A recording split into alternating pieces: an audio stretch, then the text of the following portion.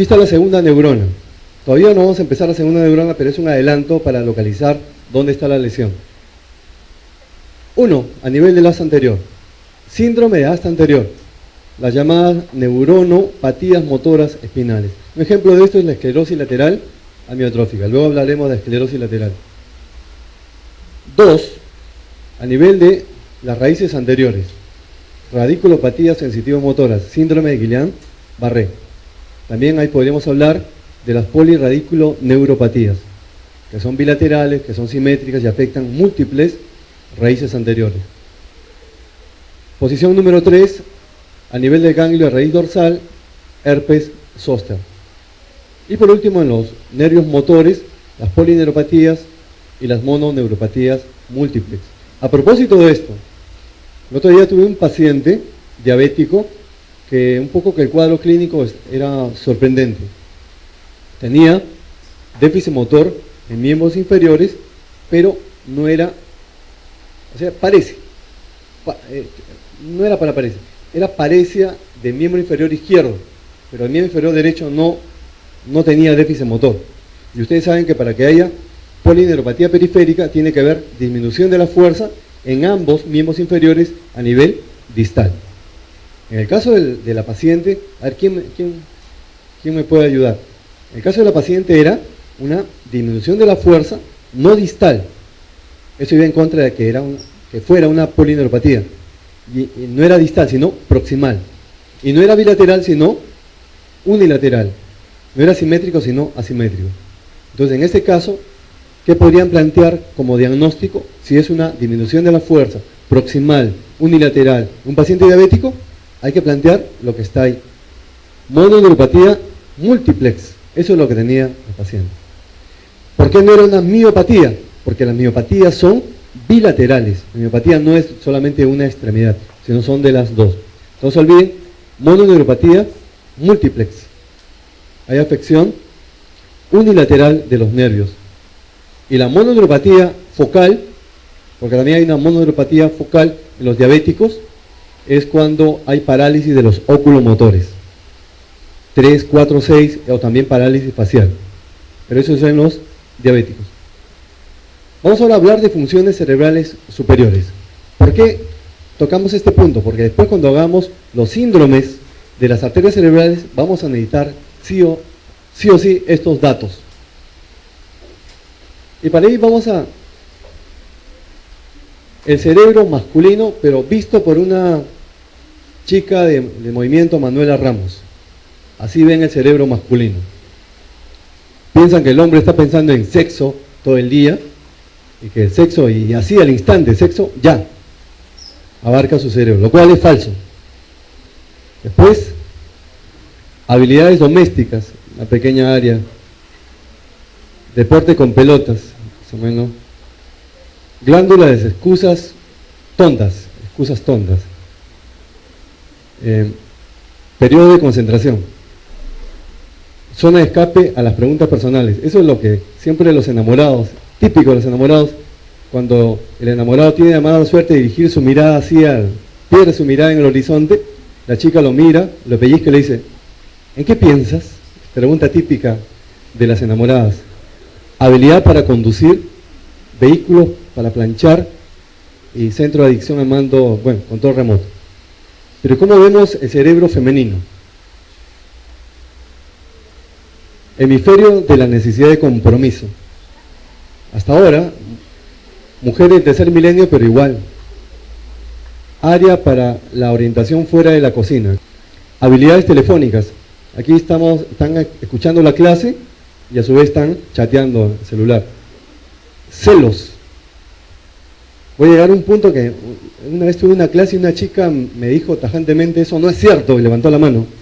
Ahorita voy a llegar ahí.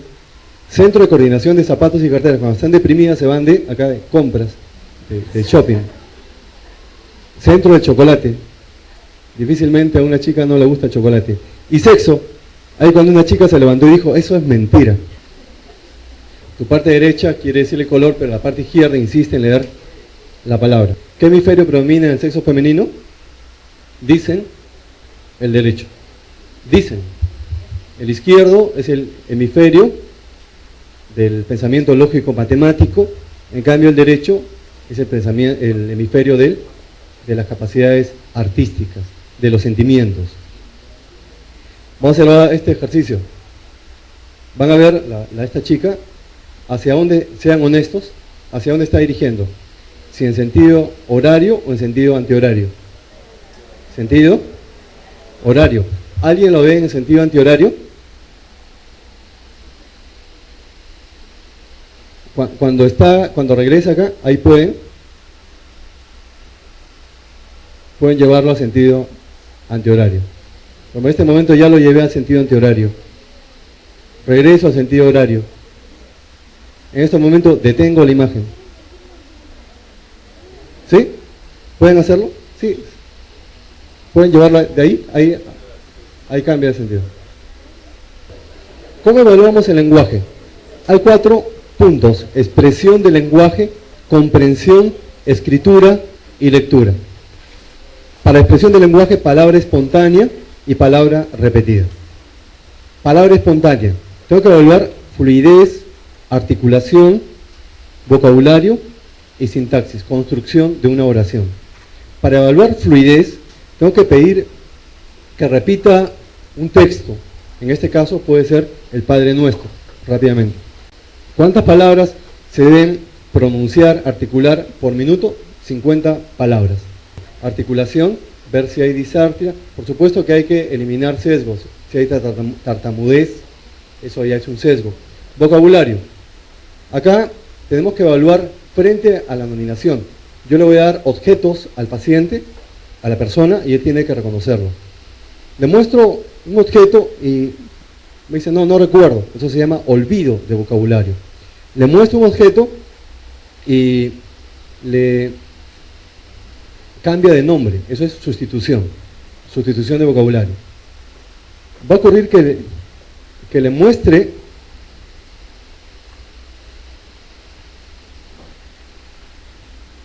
por ejemplo, que le diga, ¿qué es esto? Lapicero. Digo, ay, caramba, está muy bien, ¿eh? Le muestro esto. ¿Qué es esto? Lapicero.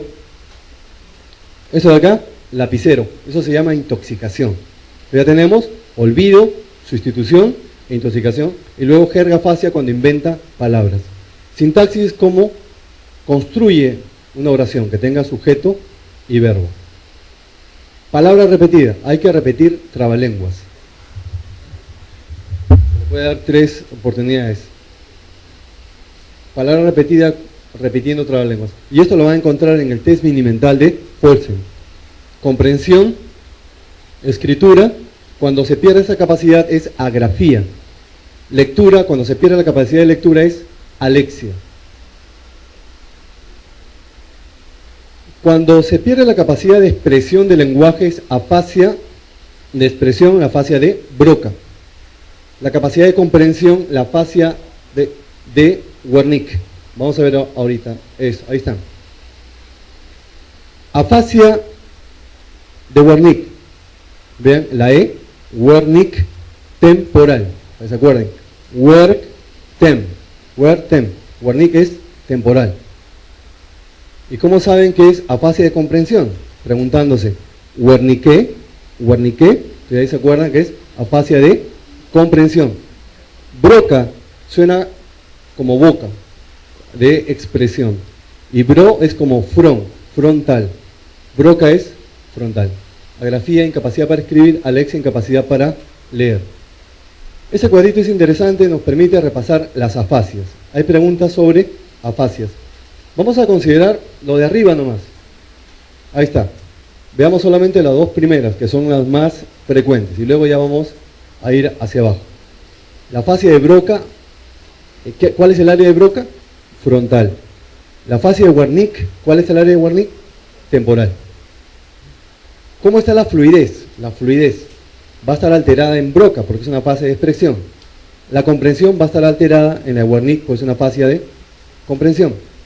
La repetición y la nominación van a estar alterados en ambos. Listo. Eso es un ejemplo más. ¿Cómo será un ejemplo del que tiene afasia de Broca? Cuando dice redopla. Y redopla, ¿qué será redopla? Redopla, redopla. Y hasta alguien que dice, ¿qué es lo que quiere decir? O sea, tiene dificultad para expresar. Y se da cuenta. ¿Qué es lo que quiere decir? Él quería decir en realidad recuerdos de una noche en Constantinopla. Y dice redopla. En cambio, el de la fascia de Wernicke es el paciente está verborreico, habla, pero cosas sin sentidos. Antes se decía cantinfladas. Vamos ahora a la global. Global abarca los dos. Hay alteración de la fluidez como una de Broca, de la comprensión como de Wernicke. La repetición y la nominación están alteradas y la lesión está en el hemisferio izquierdo. Es decir, global, hay una alteración entre la unión entre el punto de unión entre frontal y temporal. Ahí está la lesión. Luego tenemos dos más, la transcortical motora y la transcortical sensitiva. Vean, la transcortical motora se parece a ¿cuál? A la de Broca. Está alterada la fluidez, la comprensión es buena, solamente la fluidez está alterada, y la repetición y la nominación es normal. Esa es la diferencia con la de Broca, donde están alteradas. ¿Por qué se parecen a la de Broca? Porque la fluidez está alterada y la localización es la misma, frontal. La transcortical sensitiva se parece a la de Wernicke. Va a estar alterada la comprensión, pero la repetición y la nominación son normales. Y el área es temporoparietal. Y por último, la de conducción. Vean la de conducción, la fluidez y la comprensión son normales o más o menos aceptables. ¿Qué es lo que va a estar alterado? Repetición y nominación. El área afectada es el lóbulo temporal. Las náuseas, rapidito esto, hay una náusea visual, una náusea auditiva, somatognosia y esteronosia. Visual, si reconoce objetos mediante la vista. Auditiva, reconocimiento de sonidos. Somatognosia, etimológicamente, reconocimiento náusea del sómato. Es reconocimiento del esquema corporal. Psique y sómato. Entonces, sómato es náusea, reconocimiento del cuerpo, del esquema corporal. Y esteronosia es el reconocimiento de los objetos mediante el tacto, con los ojos cerrados. Aquí, algunos tipos de... cuando se pierde esa capacidad de reconocer el esquema corporal, es asomatognosia. Cuando se pierde la capacidad de reconocer la mitad del esquema corporal, es hemiasomatognosia. Cuando no reconoce parte de su esquema corporal, autotopoagnosia. Anosognosia, la negación del lado paralizado. Son tipos de asomatognosia. Pero esta es mucho más interesante. Lo he reservado para el final. Es otro tipo de náusea. La prosopoagnosia, ¿no? Eso se llama prosopoagnosia. Incapacidad para reconocer rostros conocidos. Ustedes pueden recordar este rostro, sí. Pero este rostro de acá de repente es para no recordarlo. Asimultagnosia es la incapacidad para armar rompecabezas. El paciente no puede percibir el campo visual como un todo. No puede armar rompecabezas, menos construir una pared. Esta de acá es el famoso cabezazo de Zidane a este defensa italiano, creo. Cayó pero aparatosamente. Lo que pasó, como estaba deshidratado, esa es la hipótesis neurológica, como estaba deshidratado el buen Zidane, presentó una ataxia óptica. Como no podía alcanzar los objetos con la mano, intentó alcanzarlos con la cabeza. Eso es ataxia óptica. Praxia. Esto también lo encontramos en el Folsen. Hay una praxia ideatoria, idiocinética y de construcción. ¿Qué es praxia? Es la capacidad de realizar acciones secuenciales con un fin determinado. En el Folsen tiene, coge el papel con su mano derecha. Primero. 2, dóblelo por la mitad. Y 3, póngalo sobre su muslo. 3 acciones secuenciales. Ahí estamos evaluando praxia. Cuando se pierde esta capacidad se llama apraxia. Entonces hay una praxia ideatoria, hay una praxia idiocinética y hay una praxia de construcción. ¿Cuándo es una praxia ideatoria? Ya yo les pregunto, este paciente que estamos evaluando el Folsen no hace nada, no agarra el papel, no lo dobla, no lo pone sobre su muslo. ¿Esa apraxia será ideatoria o será idiocinética? Cuando no hace nada. Es una apraxia idiocinética, porque no tiene la capacidad motora, no tiene la capacidad de coordinación para realizar. En cambio, ¿cuándo será ideatoria? Cuando lo hace en desorden. Tiene la capacidad motora de realizar los movimientos, pero no tiene el esquema mental de lo que tiene que hacer.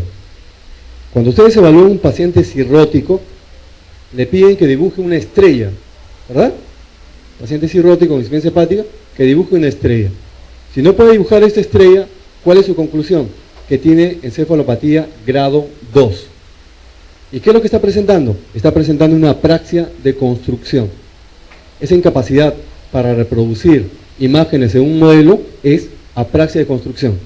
Entonces, ¿qué es lo que tiene un paciente con encefalopatía grado 2? Es apraxia de construcción. Ideatoria, idiocinética y de construcción. Acá en el tren, estos muchachos que hacen malabares, indudablemente que no tienen apraxia. Entramos ahora sí al DCB isquémico. Vamos con el DCB isquémico. Hay unos datos que tenemos que tener presente cuando pretendemos hablar sobre infarto cerebral. Hay sinónimos del infarto cerebral. ¿Qué sinónimos tenemos de infarto cerebral? A ver, menciónenlos. ACV, DCB, ¿qué más? Stroke, lo que leen en literatura anglosajona, los que leen literatura española, ictus, o apoplejía, todos son los términos. Ya, estos son los datos. Flujo sanguíneo cerebral. Van a necesitar esto. Al final tengo una pregunta, que es pregunta difícil de examen. Normales de 50 a 55 mililitros por 100 gramos de tejido. Es el flujo sanguíneo cerebral. La oxigenación, 3.6 a 3.8 mililitros de oxígeno por 100 gramos de tejido minuto. ¿Qué porcentaje de la volemia llega al cerebro? Debe llegar el 20%. La autorregulación cerebral se da siempre y cuando la presión arterial media esté entre 60 y 130 milímetros de mercurio. Es por eso, si ustedes tienen un paciente con infarto cerebral o hemorragia cerebral, y tiene una presión arterial media, de 120, ¿le van a dar antihipertensivos? No. Solamente se da si la presión arterial media es mayor de 130, recién está indicado antihipertensivo, si no, no, porque van a perder la autorregulación cerebral. Este sistema carotídeo es que se ve afectado con más frecuencia. Tienen la arteria cerebral media, la anterior y la posterior. ¿Cuál es la arteria que se compromete, que se obstruye con más frecuencia? Es la cerebral media, después le sigue la anterior y después le sigue la posterior. También tenemos el sistema vértebro-basilar, las arterias cerebrosas superiores, inferiores, posterior e inferiores, la arteria basilar y luego la vertebral. Se compromete con menor frecuencia. La estadística, el DCB que es más frecuente es el DCB isquémico y menos frecuente el hemorrágico. 20% hemorrágico, 20% el isquémico. 80% el isquémico. ¿Qué tipo de hemorragia? Hemorragia intracerebral o la hemorragia subaracnoidea, de ese 20%. Y 80% el isquémico. Puede ser por trombosis, puede ser por embolia. Realmente el órgano que es la máquina que produce émbolos, hablando en términos patológicos, es el corazón. O sea, los infartos son cardioembólicos. Lacunar, infarto pequeño, indeterminado porcentaje entre 15 y 35%. Acá lo que tenemos que ver en este cuadrito es cómo reconocer clínicamente que estamos frente a un DCB hemorrágico o un DCB isquémico. Entonces yo le voy dando pautas y ustedes van a ir contestando. Tengo un paciente que tiene déficit motor y tiene compromiso del sensorio, determinado grado. Ya. ¿Cuándo es para hemorrágico? Si el trastorno es, o para isquémico también, si el trastorno del sensorio es marcado, vaso poroso, ¿eso es para hemorrágico o para isquémico? Hemorrágico, número 1. 2. El déficit motor más intenso, es decir, está en plejía, no parece, ¿Es para hemorrágico o para isquémico? Es para hemorrágico. Los niveles muy altos de PA en los hipertensos, ¿es para hemorrágico o para isquémico? Es para hemorrágico. Entonces, ¿cuándo planteamos que es hemorrágico? Si es que hay compromiso del sensorio, si hay un déficit motor más marcado, si los niveles de PA son muy altos. Pero eso también podría ocurrir en DSB isquémico. ¿Pero en qué DSB isquémico? En un DSB isquémico grande. ¿Qué es un infarto grande? Es cuando ocupa o compromete más del 60% de un lóbulo. Pues estamos frente a un infarto grande, mayor al 60% de un lóbulo, o más de la tercera parte de un hemisferio, es posible que se confunda con un DSB hemorrágico. De no ser así, se puede diferenciar. Pero decir que clínicamente yo puedo diferenciar el hemorrágico y el isquémico no es cierto. Acá tenemos el DSB isquémico que se resuelve en las primeras 24 horas. Eso se llama accidente isquémico transitorio.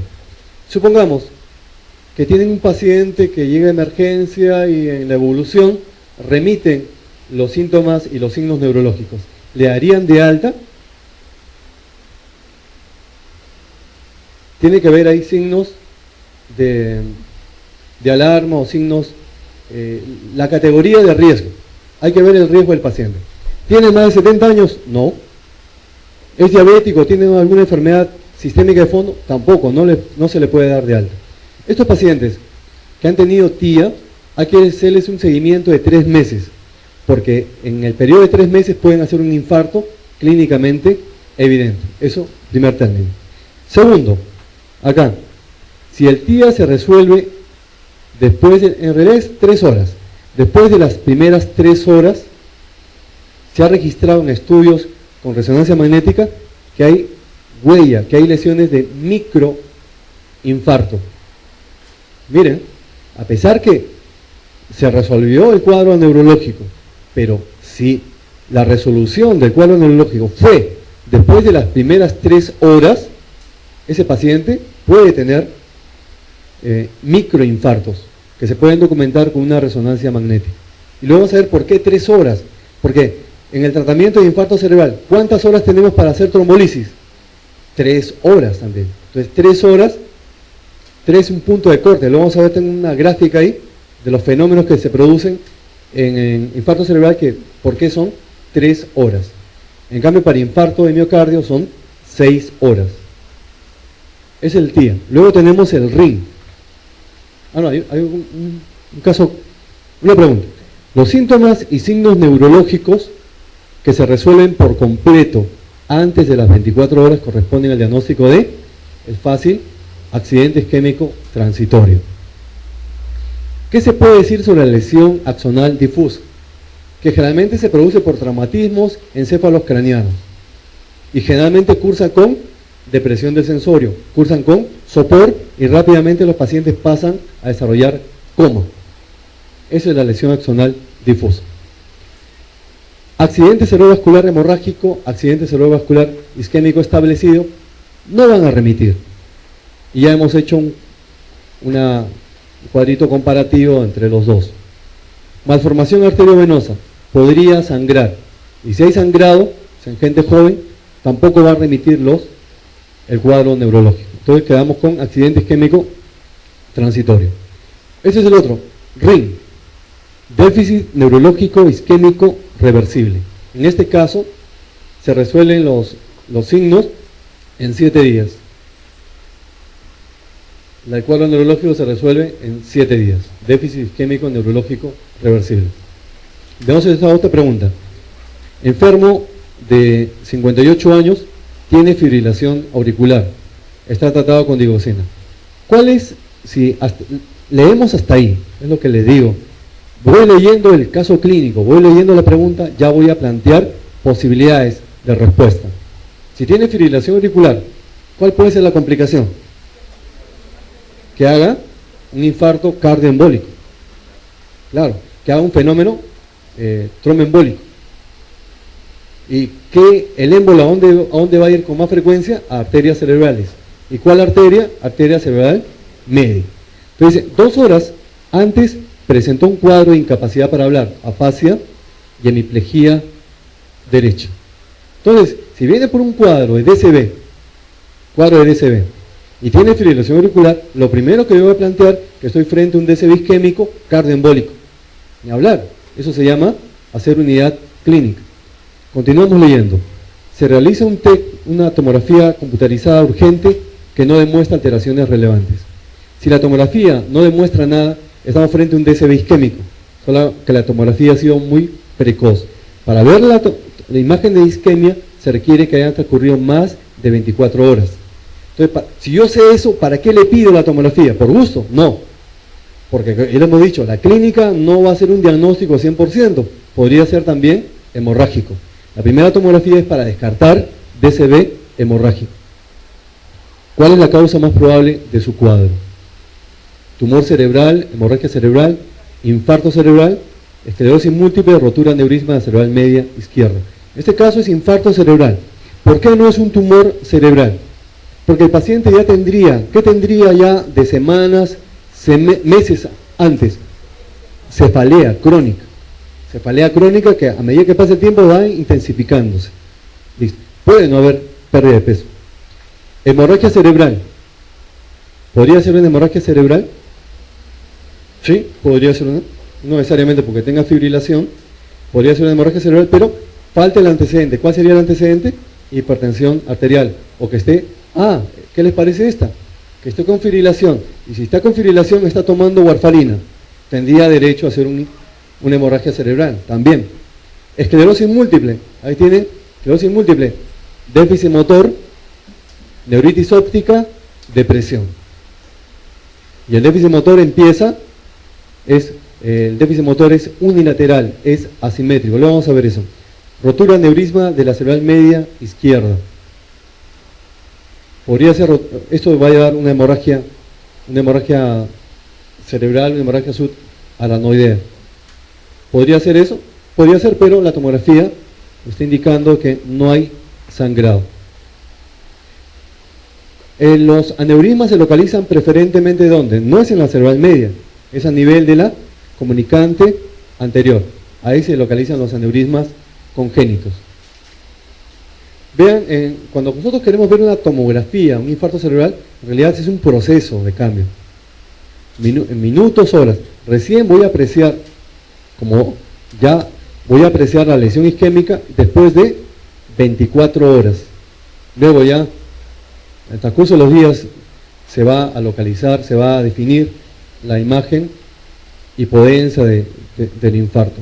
En este caso la localización es en qué lóbulo frontal y qué arteria cerebral está comprometida, la arteria cerebral anterior.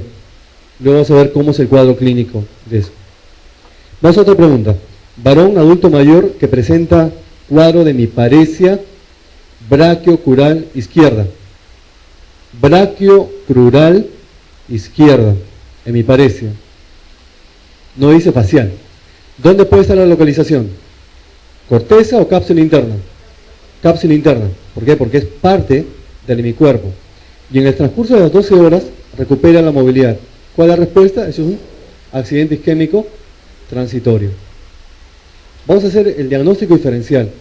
¿Por qué no cisticercosis cerebral? La cisticercosis cerebral puede dar déficit motor. Repasemos. ¿Cuáles son las formas clínicas de la neurocisticercosis cerebral? El otro día en el hospital, el doctor Castro presentó una buena discusión de un caso clínico de neurocisticercosis a nivel intraventricular. Formas clínicas. ¿Cuál será la más frecuente de neurocisticercosis cerebral? Las convulsiones. Bien. Otra, cefalea crónica.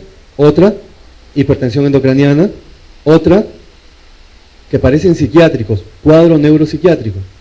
Otra, síndrome piramidal. A eso quería llegar. Sí puede ocasionar síndrome piramidal.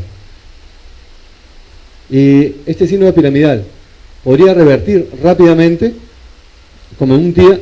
No revierte tan rápidamente como un día, pero sí podría revertir. O tampoco no. Pero un día sí o sí revierte. Cisticercosis cerebral. Luego el tumor, lo mismo, hemorragia, lo que hemos conversado, todo ya en relación a lo que hemos conversado. El factor de riesgo más importante para el caso de una enfermedad cerebrovascular es hipertensión arterial. ¿Están viendo? Que la hipertensión arterial tiene mayor fuerza de riesgo para los ACV que para la cardiopatía isquémica. Cuando ustedes están evaluando, una cosa es enfermedad cerebrovascular y otra cosa es el desorden cerebrovascular, que es el evento. Pero ¿qué tiene de fondo? Es la enfermedad cerebrovascular. ¿Cuáles son los factores de riesgo? Diabetes, sí. Tabaquismo, también. Hipertensión, también. Son los 3 factores de riesgo. Pero ¿cuál es el más importante?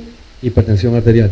Pero también, si nosotros hablamos de infarto agudo de miocardio, ¿cuáles son los 3 factores de riesgo mayores? Esos 3: diabetes, tabaquismo e hipertensión.